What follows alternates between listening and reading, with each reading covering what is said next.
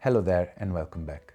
You might have noticed that I didn't release any video in the past couple of weeks, and that's because I took some time off to be with my family and my wife. It's the first time in 2 years that I skipped a release, and it made me feel pretty weird, but it's a byproduct of what I learned in 2024. I want to start this year sharing with you the lesson that I learned last year. It's a year that started in a very bad way. I was in a dark spot. I was super unhealthy. I fall into depression. I went to therapy, but there was a turning point, and after that everything changed. And by now I feel that my motivation came back.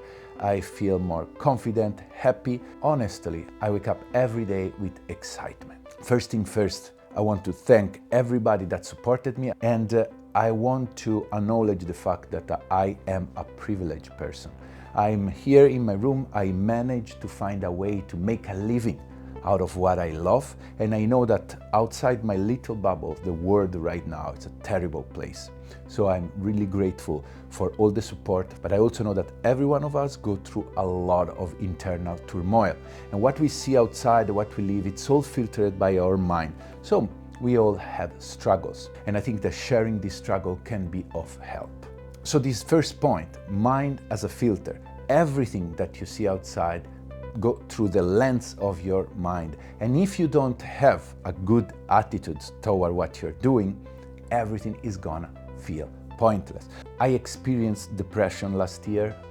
I decided to get some help with therapy. I was spending days sitting on a sofa looking at the blank wall, the classic idea of what you think depression is. And when you are in that spot, nothing makes sense. I kept doing my work and I keep getting praise for what I was doing, but it didn't touch me. I didn't care about anything, and I felt completely lost. Since the moment I woke up, I was tired. I could only think of going to bed again. Obviously, all of my relationship had been impacted by that. My wife took the toll mostly, but also all of my friends only got to know me through this lens of despair, sadness. So the first lesson was that I was seeing everything dark because my mind was in a dark place, and I needed to find a way to flip things. And here it's where the turning point of last year happened. It was July. I was probably at my unhealthiest point. I was 123 kilograms. I was smoking a pack of cigarettes a day. I was complaining constantly. And I was invited by one of my best friends on this beautiful island in Italy to spend a week. I went with my wife, and in that week, I was constantly eating and smoking to a point that one night I wake up with my body completely inflamed. I couldn't breathe. I had to see somebody to get some medicine because I was eating too much. I was overindulging in everything. The day after, I sit in front of the sea and I start thinking about my body. I start thinking about this body that supported me for 45 years, almost 46 years. And I've been so lucky that so far I've never had any big disease. I remember I was thinking about my heart, these things that keep pushing constantly, no matter what I was doing. And I was doing a lot of bad things against him. And somehow, for how silly this can sound, I was moved by that. I almost cried, and I decided this cannot be my life. I need to take action. I let myself go. And from that moment on, I dropped smoking. In fact, since July, I didn't touch one single cigarette out of the blue. I start exercising every day. I start eating healthy, and I lost 23 kilograms. And I never felt better. I every day now go to the gym. I walk twice a day, an hour, and this flipped completely my mindset. Now I wake up energetic. I want to take my walk. I want to go to the gym. I want to read, learn, and I feel really, really optimistic. So just setting up habits and comply to them religiously helped me a lot of getting out of my depression. The moment I was sitting in front of the sea, I felt a big amount of love for myself. It was one of the first time in my life that I was looking at myself without hate, but with compassion. Understanding that what I was doing was a byproduct of something else, and I will touch on that soon. And I just had to love myself more and give myself the chance of getting better. It's just a matter of start doing it and keep doing it and never drop it. Now, another lesson that I learned last year was at the same retreat in this beautiful island. This friend of mine is one of my best friends. We were living together in New York, and maybe he's watching now. Ciao. He always been a very successful person, a go-getter, and influenced me a lot. By now, he amassed a certain amount of richness. He's very generous with it. It's very easy for me to be jealous of that. So for me, success has always been tainted by the success of others, and especially when I'm in a place surrounded by people that made it, make me feel really little. But at the same retreat, there was another guy, maybe he's watching too, and he's successful in his life, but he would love to do what I'm doing, play with synth all days and do music. And of course, he doesn't have the time that I have. And he was telling me how he was jealous in a good way of my success. So being in the middle of this position, in a way I was jealous of somebody else, and somebody else was jealous of my success, made me realize that as long as you set your criteria for success basing on somebody else, you will never be happy. You need to define your own success and start learning to compare yourself to yourself. Everybody said, don't compare to others, but compare to yourself of yesterday. So see if there's a constant improvement. And it is actually true. I based my entire life comparing myself to others. This means that even when I reach to a point that I'm doing something great, I will look immediately somebody that is better than me and demolish myself. So this is something that I wouldn't say I overcome yet, but I am aware of that. So just being aware of that is a big step. You need to define your own success and then celebrate it when it arrives. The final things that I learned during that vacation was about soothing mechanism. This is something that started to be put in my head by my therapist. And I realized that in my life, I look for soothing constantly. Soothing can be a lot of things. For me, it has been food, it has been sex, it has been getting a lot of toys, synth in this case. I have a lot of gesture that are soothing, self-soothing mechanism.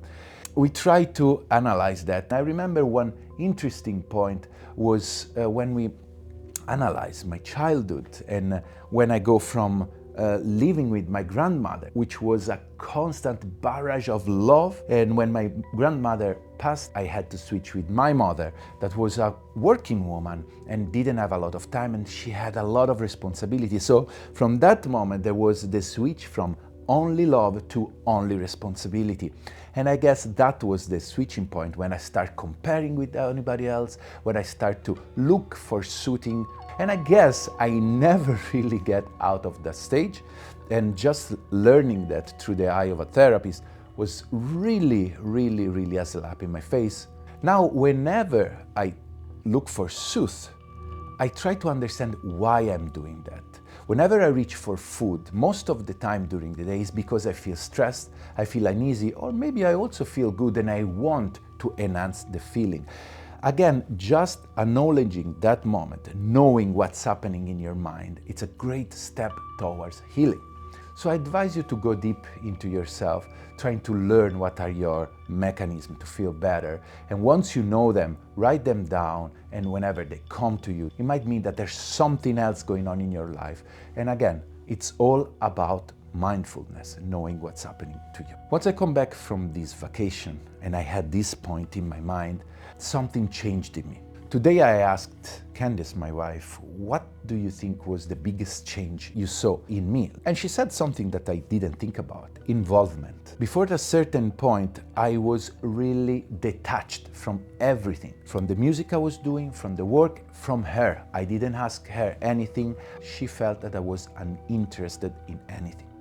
But then she saw that I started being involved in our life, in a daily decision, in daily chores, asking about her, and then feel more into my music, my studio, the people I know, my friends. I guess when you're in despair, when you're depressed, when you don't care about anything, it's obviously really hard to feel involved. I read a lot of books about that, and most of the time it came out that being useful to somebody else is the key of happiness. Sharing is caring, right? So by now we are around September. I come back in my studio in Berlin. Here is where I start feeling connected again with music, with what I'm doing. I simplify my studio, I sell a lot of stuff, and I start realizing that my persona that I'm putting out on YouTube is not the persona I want to be. Few important episodes that make me feel that I had to change. One, the release of the video of the OXI, something that I put out with a lot of love but sparkled a lot of hate. I don't want to get into that, but I hold on that hate so much, hurt me so much, that then I had to think about it, why this hate touched me so much. I have to actually thank the haters because they always pick on something that is a soft spot. Obviously, the soft spot was the fact that I don't want to be a sell person. I started doing what I'm doing because of the music. I realized that the image that I was portraying with the constant demos was somebody that was actually want to sell you something. And trust me, I don't want to sell you anything. I want to help, I want to share my thoughts. And if you want to buy something from me, you can be on Patreon, where I share my knowledge and I help you, give you what you want. So I decided that the demo side of me had to be considerably remodeled. So I will keep doing that, but very rarely and only with things that I love and that I ask to review. At the same time, I release one of the videos that became my biggest success. It's one of the simplest things that I ever did.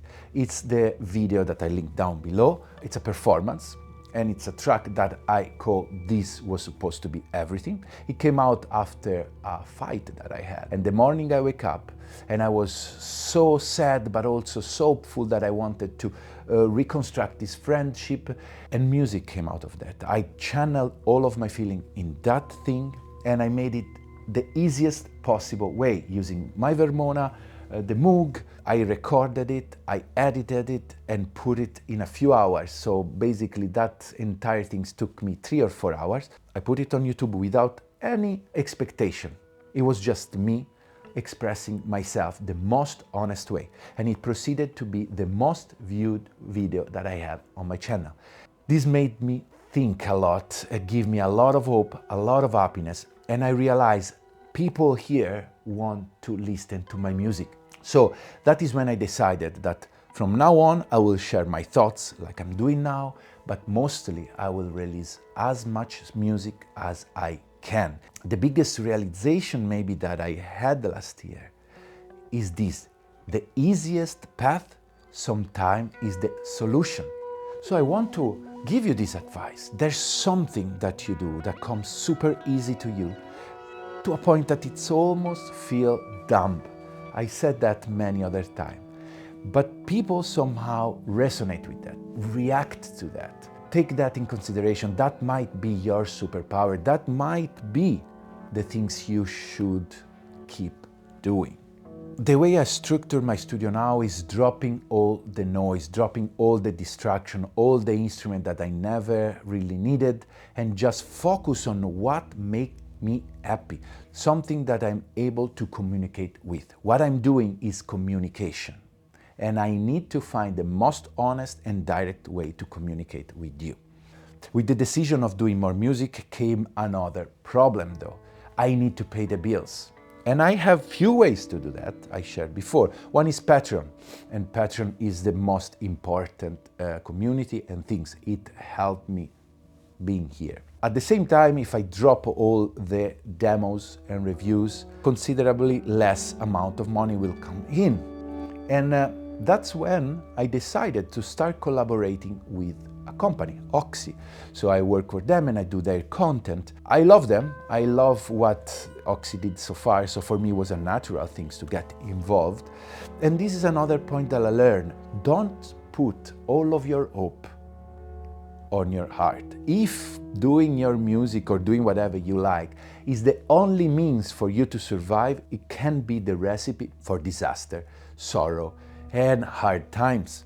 So sometimes it's okay to take a little detour that will help you have a sustainable lifestyle, because that will put less pressure on what you really, really love to do.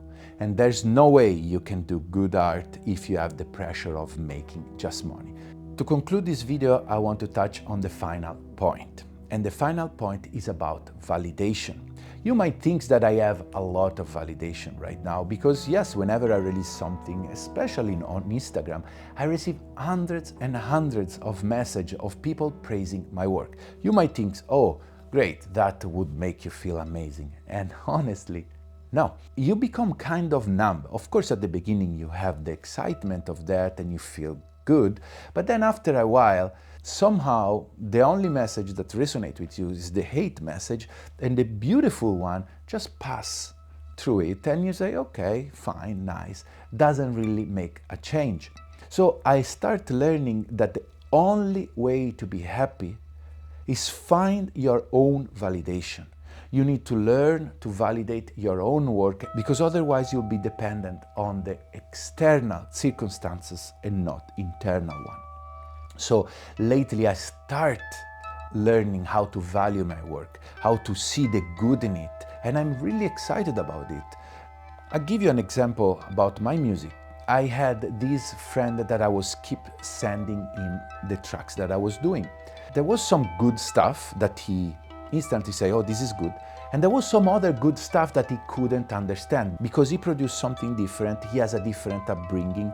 And so he was putting them down and I was destroyed by that. For example, there's one track that he said, I would never put this out, but then I put it out and it was a great success. So I learned that at a certain moment, you just need to be your own best judge. Once you build your own internal judgment meter, you will be able to know when something has value and you can release it out in the world. So I share all these points because these are the biggest lessons that I learned last year. I think I'm a different man by now. Everything is better. I'm having a great relationship with my wife lately. I'm having a great relationship with my friend. I feel motivated and I hope these points can be helpful for you too. Please reach out if you want to discuss more and share your experience down in the comment. I'll be back in a week or two with more music because that's the goal of this channel for 2025. Meanwhile, if you want to support me, feel free to subscribe to this channel, hit the like button and become a patron. I'll see you next week.